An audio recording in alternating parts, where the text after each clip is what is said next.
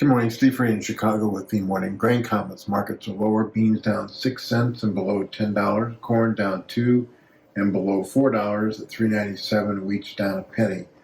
Outside markets, looks like stocks are a little bit higher. The dollar is higher with U.S.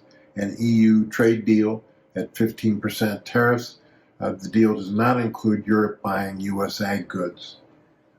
Crude's up and gold's about unchanged, while copper and silver are lower. Again, we're looking at least 2 weeks of U.S. Midwest weather being favorable. Showers in South Dakota, moving across southern Minnesota and Iowa and west central Illinois. Also some showers along the East Coast. Temperatures are still warm and above normal, but eventually will work a little bit closer to normal as the week progresses. Other than that, there's not a lot of weather issues globally, and so Northern Hemisphere crops look to be mostly favorable. Again, there's a squeeze in the Russian wheat market because farmers are not selling, and there is talk about lower yields. But again, it doesn't seem like the U.S. and Mati futures are connected to that Russian wheat price uptick.